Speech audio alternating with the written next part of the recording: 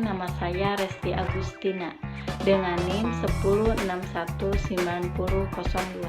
Terima kasih. Perkenalkan, nama aku Claudia Hanibun dengan NIM 106190004. Hai, Assalamualaikum warahmatullahi wabarakatuh. Perkenalkan, nama saya Siva Noviani dengan NIM 1061909. Assalamualaikum warahmatullahi wabarakatuh. Nama saya Rizky Sastra Praja NIM 10619016. Hai, perkenalkan saya Hamzah Rizal, NIM saya 10619017. Halo, nama saya Torik Rizky dengan NIM 10619018. Belakangan ini, isu mengenai pencemaran udara menjadi salah satu topik utama diskusi oleh banyak pihak, terutama kondisi kualitas udara di ibu kota Indonesia yaitu Jakarta. Jakarta dinyatakan sebagai kota yang memiliki tingkat polusi udara yang sangat signifikan. Faktor yang mempengaruhi polusi di kota antara lain adalah emisi kendaraan bermotor dan aktivitas industri. Sebagai pusat perdagangan, pusat pemerintahan dan industri, serta konsentrasi aktivitas semua masyarakat, dengan luas wilayah DKI Jakarta yang hanya 699,5 km persegi, berdampak pada menurunnya kualitas udara di ibu kota. Hal ini menjadi isu hangat dikarenakan hasil kualitas udara yang ditunjukkan oleh aplikasi Air Visual yang menyatakan bahwa Jakarta memiliki kualitas udara yang buruk dibandingkan dengan kota-kota lain di dunia. Selain itu, masyarakat Jakarta pada umumnya mengeluhkan kondisi kualitas udara yang dikhawatirkan akan berdampak buruk pada kesehatan. Kualitas udara dipengaruhi oleh berbagai faktor, di antaranya lokasi, sumber pencemar dari berbagai kegiatan, polutan, serta meteorologi dan topografi yang mempengaruhi penyebaran polutan di udara. Pencemaran polutan di udara dapat terjadi di luar ruangan maupun di dalam ruangan. Menurut Kementerian Lingkungan Hidup dan Kehutanan, sumber utama terjadinya pencemaran udara di kota-kota besar, termasuk DKI Jakarta, yaitu penggunaan kendaraan bermotor yang terlalu banyak. Konsentrasi PM10 dan PM2,5 sebelum dan saat diberlakukannya PSBB atau pembatasan sosial berskala besar. PM10 merupakan partikel di udara yang berukuran lebih kecil dari 10 mikron, sedangkan PM2,5 merupakan partikel di udara yang berukuran lebih kecil dari 2,5 mikron. PM10 dan PM2,5 bersumber dari debu jalan, debu konstruksi, pengangkutan material, asap transportasi seperti motor dan mobil, dan juga cerobong asap industri. Polusi udara diukur berdasarkan tingkat konsentrasi PM10 dan PM2,5. Terlihat bahwa pada bulan Maret 2020, saat diberlakukannya PSBB, konsentrasi PM10 dan PM2,5 terlihat menurun dibandingkan dengan bulan Maret tahun 2019, 2017, dan 2015. Hal ini dikarenakan ada pengurangan aktivitas perkotaan. Di sini saya akan menjelaskan tentang ISPU. ISPU atau Indeks Standar Pencemaran Udara adalah laporan hasil kualitas udara kepada masyarakat untuk menerangkan seberapa bersih atau tercemarnya kualitas udara dan bagaimana dampaknya terhadap kesehatan apabila menghirup udara tersebut dalam beberapa hari atau jam. Penetapan ISPU ini mempertimbangkan tingkat mutu udara terhadap kesehatan masyarakat, hewan, tumbuhan, bangunan, dan nilai estetika. Di sini ada tabel yang menjelaskan bahwa tingkatan kualitas udara. Tingkatan kualitas udara ISPU 0-50 adalah baik, 51-100 adalah sedang, 101-199 tidak sehat, 200-299 sangat tidak sehat, dan 300-500 adalah berbahaya. Alat pemantau akan menghasilkan data untuk parameter senyawa tercemar, seperti partikel debu atau PM10, karbon monoksida atau CO, sulfur dioksida atau SO2, nitrogen dioksida atau NO2, dan ozon permukaan atau O3. Data tersebut kemudian diolah server yang ada di UPT Laboratorium Lingkungan Hidup Daerah atau LLHD, Dinas Lingkungan Hidup, dan diinformasikan sebagai ISPU. Di sini pada tabel 2 adalah hasil ISPU DKI Jakarta pada tahun 2020 per bulan. Selama bulan Januari hingga Juni tahun 2020, terlihat bahwa jumlah hari yang memiliki kualitas udara sedang menurun hingga April. Namun, jumlah hari dengan kualitas udara tidak sehat justru meningkat. Hal ini menjelaskan bahwa kualitas udara yang semakin memburuk. Pada bulan Mei, jumlah hari dengan kualitas udara tidak sehat kembali turun dan jumlah hari dengan kualitas udara sedang kembali meningkat hingga Juni. Jumlah hari dengan kualitas udara tidak sehat sebanyak 1 hari, yaitu tanggal 24 Juni 2020. Kategori sedang sebanyak 28 hari. Mulai Maret hingga 4 Juni 2020, pemerintah Provinsi DKI Jakarta memberlakukan pembatasan sosial berskala besar atau PSBB di seluruh wilayah Jakarta.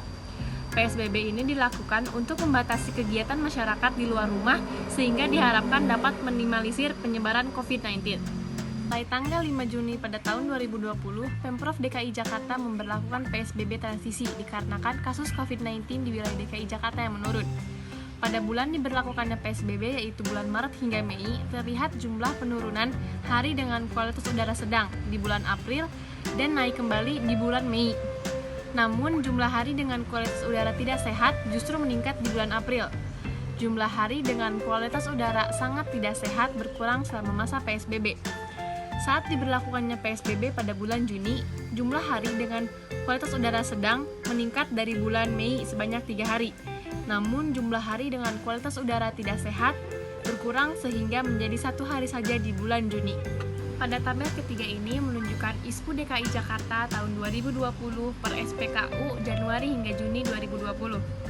Terdapat 5 titik stasiun pemantauan kualitas udara atau SPKU di DKI Jakarta, yaitu Bundaran HI Jakarta Pusat DKI 1, Kelapa Gading Jakarta Utara DKI 2, Jagakarsa Jakarta Selatan DKI 3, Lubang Buaya Jakarta Timur DKI 4, dan Kebonjeruk Jakarta Barat DKI 5.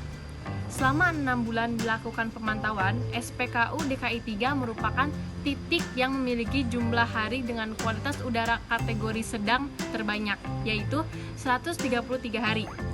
SPKU yang memiliki jumlah hari dengan kualitas udara tidak sehat dan sangat tidak sehat terbanyak adalah SPKU DKI 5, sebanyak 27 hari dan 3 hari. SPKU DKI 1 merupakan titik yang memiliki jumlah hari dengan kualitas udara kategori baik sebanyak 93 hari.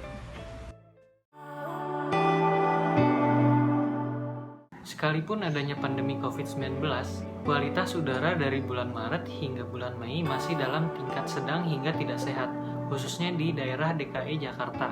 Sempat terjadi penurunan kualitas udara di DKI Jakarta selama PSBB, tapi penurunan ini tidak terjadi secara signifikan.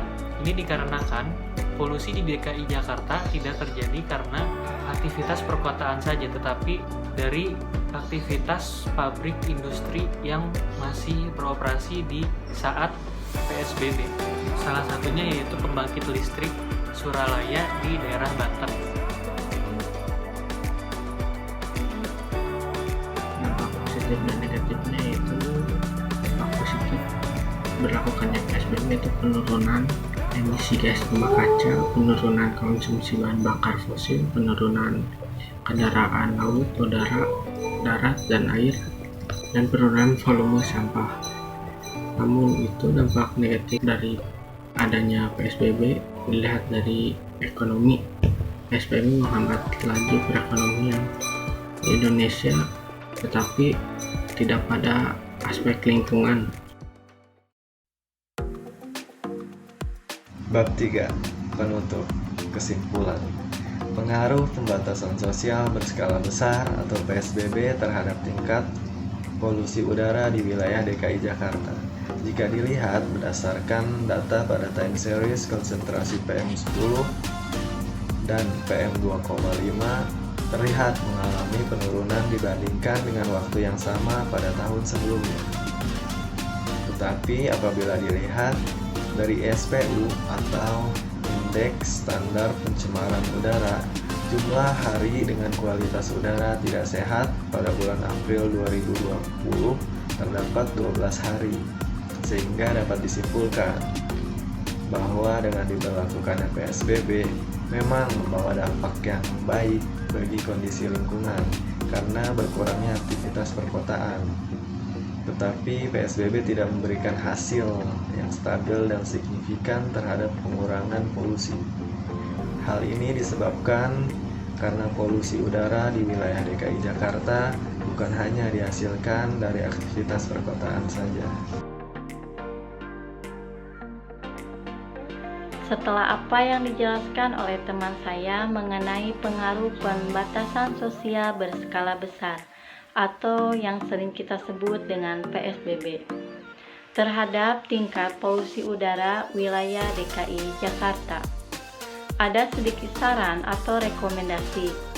Selama pandemi direkomendasikan untuk diberlakukannya PSBB karena dengan adanya PSBB memperbaiki konsentrasi PM10 dan PM2,5 dan kualitas udara yang tidak baik menjadi sedang.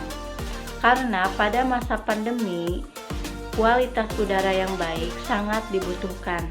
Namun, PSBB bukan menjadi jalan keluar utama bagi masalah polusi udara di wilayah DKI Jakarta. Sehingga direkomendasikan bagi warga DKI Jakarta agar mengubah moda transportasi dengan aktif, menggunakan transportasi massal agar kualitas udara menjadi lebih baik. Bukan hanya saat pandemi, tetapi untuk investasi jangka panjang.